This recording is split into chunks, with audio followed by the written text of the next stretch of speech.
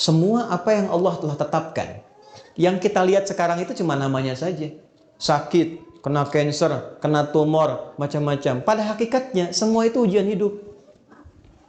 Oke? Satu dulu itu. Kali di awal saya pulang ke Indonesia dan saya kemudian mengajar di Bekasi. Ada satu pengajian ibu-ibu perempuan khusus untuk perempuan di hari Kamis. Saat terselenggara itu, satu kajian pertama full, kajian kedua tiba-tiba satu orang tidak ada. Kemudian di belakang, menariknya, mulai menangis. Saya tanya kenapa di belakang menangis. Ibu itu menjawab, Ustadz, si Fulana tidak bisa bersama kita karena sedang berjuang sakit. Mohon doa. Baik, saya bilang kita doakan setelah selesai kajian ya. Begitu kemudian saya lanjutkan, jeda sebentar, nggak sampai 5 menit, di belakang terisak. Saya tanya, kenapa Bu? Ternyata yang tadi kita akan doakan sudah meninggal dunia. Inna lillahi wa inna ilaihi raji'un. Baik. Setelah itu singkatnya, malam kami datang takziah. Anda tahu apa yang terjadi? Ibu dan Bapak, teman-teman semua, luar biasanya. Beliau itu profesinya seorang pramugari. Dalam pramugari profesi yang beliau jalani, tentu banyak kegiatan-kegiatan keduniaan yang terjadi, sehingga juga untuk berhijab pun dulu belum punya kesempatan, pergaulan juga luar biasa. Di ujung hidupnya, Mas, ini yang penting saya sampaikan, dia memutuskan untuk berhenti, selesai, dan dia aktifasikan sisa hidupnya untuk memperdalam Islam. Dia ikut pengajian untuk merubah dirinya. Ketika ikut pertama pengajian, ternyata baru ikut pertama, diagnosis muncul, kena cancer. Lalu masuk rumah sakit. Yang kedua itulah sampai terakhir, ternyata dia berada di rumah sakit sampai ujung hayatnya menjemput. Tapi tahu Anda apa yang terjadi? Ketika saya datang takziah, yang datang itu ibu-ibu pengajiannya, teman suaminya dari jamaah subuhnya, teman-teman lingkungan masjidnya, sedangkan teman seprofesinya belum bisa datang, di malam itu hanya mengirimkan bunga. Saya sampaikan dalam takziahnya, ini luar biasa cara Allah memuliakan hamba ini. Allah berikan sakit sampai ujung hayatnya. Satu, supaya mengisolasi dia dari kegiatan-kegiatan sebelumnya yang sudah dilakukan, sehingga dia fokus untuk bisa menyebut nama Allah saja dalam hidupnya. Setelah dia berubah menjadi orang baik, setelah cukup baginya kemudian beribadah, Allah jemput akhir kehidupannya di tempat dia terisolasi, sehingga dia tidak berbaur lagi dengan yang lain untuk membuat sesuatu yang menyimpang dari kehidupan sebelumnya. Maka apa yang terjadi? Dijemputlah dia dalam keadaan yang baik, dosa-dosanya digugurkan, diberikan pahala yang kuat untuk dirinya, dan yang terakhir yang paling indah, bahkan dimuliakan dan diantarkan oleh tempat-tempat di lingkungan pengajiannya. Yang mau saya katakan apa? Semua apa yang Allah telah tetapkan, yang kita lihat sekarang itu cuma namanya saja. Sakit, kena cancer, kena tumor, macam-macam. Pada hakikatnya semua itu ujian hidup. Oke? Satu dulu itu. Pada hakikatnya semua itu ujian apa? Ujian hidup. Nah, semua bentuk ujian itu, apapun yang dialami, feel-nya pasti sama. Yang sakit misalnya, divonis dengan cancer. Yang baru dipecat dari, misalnya pekerjaannya. Sama-sama terasa, vonis itu kan menyakitkan kan? Sama-sama terasa nggak enak ya? Sama-sama terasa gelap kan? Substansinya sama, diuji dengan nama yang berbeda, tapi dengan rasa yang serupa. Semua kita dalam hidup akan mengalami peristiwa-peristiwa ujian-ujian itu dengan dua tujuan. Satu, ini yang saya ingin maksudkan. Nanti saya kembalikan ke Quran surah kedua ayat 286. Satu, supaya dalam perjalanan hidup itu, satu, kita bisa kenal Allah. Ini. Semua yang kita alami itu tujuan akhirnya untuk mengenal Allah. Anda belajar sepintar apapun, tujuan Anda diberi ilmu sampai sedemikian pintar supaya kenal Tuhan. Makanya disebutnya ilmun, ain lam mim. Ketika dikerjakan jadi amal, ain mim lam, objeknya alam, ain alif lam. Ain alif lam, alam itu artinya tanda dalam bahasa Arab, tanda yang mengenalkan pada Tuhan. Kalau dijamakkan jadi alamin. Kita declare dalam salat alhamdulillahi rabbil alamin. Nah, sebanyak-banyaknya ilmu itu untuk kenal Tuhan. Sampai kalau lihat langit itu kita tahu, oh betapa indahnya Allah menciptakan ini. Begitu lihat lautan, betapa luar biasanya Allah menciptakan ini. Kalau cuma kita sampai hanya menyimpulkan lautnya bagus, bintangnya bagus, itu baru luarnya. Belum sampai ke titik ilmunya. Itu ada di Quran, surah ketiga ayat 190 sampai dengan ayat 200-nya. Nah, dari kita mulai menapaki hidup, tujuan terbesarnya kenal Tuhan. Anda kerja sampai kaya, sampai punya harta dan sebagainya, silahkan. Tapi kalau sampai banyak harta nggak kenal Allah, ada sesuatu yang salah dalam episode kehidupan itu.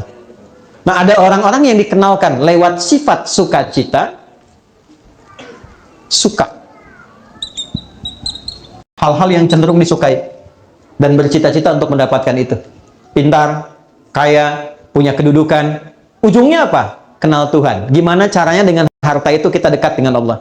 Gimana caranya dengan kedudukan kita dekat dengan Allah? Ini konsepsinya ada di Nabi Sulaiman misalnya. Ketika dipuji, Anda begitu hebat bisa menaklukkan awan dan sebagainya. Apa jawab beliau? Hadza min fadli rabbi liyabluwani aashkuru am akfur. Ini keutamaan yang Tuhan titipkan pada saya hanya untuk menguji secara konseptual apakah saya kenal Allah atau tidak. Mengenal Allah dengan sifat sukacita disebut dengan syukur namanya. Oke? Jadi syukur itu bukan sekedar mengucapkan alhamdulillah di lisan kita dari nikmat yang kita terima. Syukur itu bagaimana kita mengolah nikmat yang Allah kasih kepada kita untuk menggunakan nikmat itu supaya lebih kenal dan dekat dengan Allah. Disitulah baru terasa nikmatnya punya Tuhan. Apa fungsi mata? Bukan kalau cuma sekedar melihat, hewan juga melihat. Ayam melihat, kambing melihat. Kita ditugaskan untuk melihat yang baik-baik. Bagaimana taunya yang dilihat baik? Pelajari ketentuan Tuhan. Baru terasa punya Tuhan ketika dipraktekkan ketentuan itu. Kata Allah, jangan lihat, dipalingkan. Baru kita merasa iman kepada Allah. Kalau nggak pernah kita ikuti, kita nggak merasa punya Tuhan. Makanya yang sudah beriman, sudah berislam, kan nggak semua bisa dilihat. Ya kan? Anda keluar, lihat reklame di luar, ada tampilan postur yang tidak boleh dilihat. Kan Anda palingkan kan? Lalu lisan Anda berkata, astagfirullah, nama Allah disebut. Dan tidak ada yang terlambat. Matanya tetap, lisannya istighfar. Astagfirullah. Nggak begitu. Ya kan? Nah, disitulah baru terasa nikmatnya punya Tuhan. Itu satu. Ya, yang kedua, ada ujian yang kedua terasanya duka. Nih. Secara konseptual, apa yang diberikan? Ya, Allah kasih contoh. Misal, ujian pertamanya sakit. Anda sebut sakit tadi. Tahu Nabi Ayub kan? Oke, Nabi Ayub dengan kita soleh mana? Nabi Ayub. Beliau Nabi, kita bukan. Pernah nggak berbuat maksiat Nabi Ayub? Tidak. Salah apa Nabi Ayub sampai diuji dengan penyakit yang dideskripsikan dalam Al-Quran? Penyakit itu tidak akan pernah dialami orang setelahnya dan tidak pernah dialami orang sebelumnya. Tidak akan pernah dialami orang setelahnya dan tidak pernah dirasakan orang sebelumnya. Artinya spesial, betul-betul sakit. Nabi loh, sakit. Dan untuk menuju sakit itu ada dua proses dulu. Hari pertama, semua aset beliau itu habis semua. Beliau itu orang kaya, yang kaya luar biasa. Ternaknya banyak, kebunnya banyak. Hari pertama, satu hari, ternaknya mati semua, kebunnya terbakar. Ya, apa yang terjadi? Malah makin meningkat ibadahnya. Terima kasih ya Allah, Engkau titipkan ujian ini untuk saya, bukan pada hamba yang lain. Engkau percaya dengan saya. Setan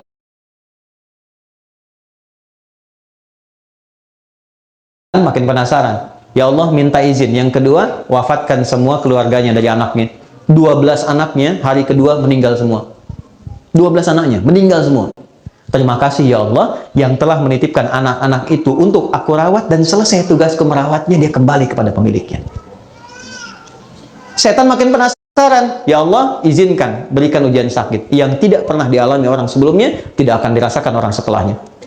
Ya, yang kalau di tafsir-tafsir itu agak berlebihan, sampai binatang macam-macam mau sholat dilepas dulu, itu agak berlebihan. Intinya sakit yang luar biasa. Apa yang terjadi? Malah nambah lagi ibadahnya. Sampai pada titik puncaknya. Nah, ini poinnya. Quran surah 21 ayat 83 sampai 84. Ini nanti jadi ijazah yang kita bisa teruskan pada pertanyaan Anda tadi. Sampai pada puncaknya ketika beliau tidak mampu menunaikan ibadah dengan sempurna lagi karena makin dahsyat penyakitnya yang kemudian menerpa, maka keluarlah kalimat ini. Wa ayyuba, dan pernahkah engkau belajar dan dengar kisah Ayub? Idnada rabbahu anni massani yadhurru wa anta arhamur rahimin. Ketika beliau bermohon pada Allah dengan mengatakan, ya Allah, penyakit ini, perhatikan kalimatnya, sudah mulai mengganggu aku sehingga aku tidak bisa menunaikan ibadah lagi dengan sempurna.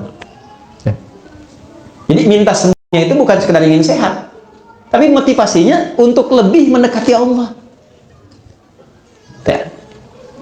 Anda kalau sakit pengen sehat, biasanya kan pengen sehat kan?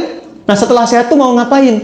Di Quran itu ada panduan yang sangat indah. Kalau penyakit Anda ingin disembuhkan, ya dengan cepat, tatkala orang memvonis Anda mustahil, tidak mungkin dan sebagainya, maka satu hal yang pernah dicontohkan Nabi Ayub, arahkan kesembuhan itu dengan tujuan untuk meningkatkan kedekatan diri dengan Allah. Ya Allah, penyakit ini sudah mulai menghambat hamba untuk semakin meningkatkan ibadah kepadamu. Sedangkan kau yang paling sayang kepada. Kalau pada yang paling sayang tidak menyembuhkan, kepada siapa lagi aku mesti berharap? Wa anta arhamur rahimin. Apa yang terjadi? Fastajabna. Dijawab itu dengan cepat tanpa jeda. Harfu aqfin rabitin baina syai'aini bila hudud. Paham? Tidak. Huruf yang menyambungkan dua peristiwa dengan cepat tanpa jeda. Peristiwa pertama berdoa, peristiwa kedua dikabulkan doanya. Antara berdoa dengan dikabulkan doanya tanpa jeda. Begitu bermohon, seketika dikabulkan. Tapi kapan pengabulan itu terjadi? Ketika sabar dijalani.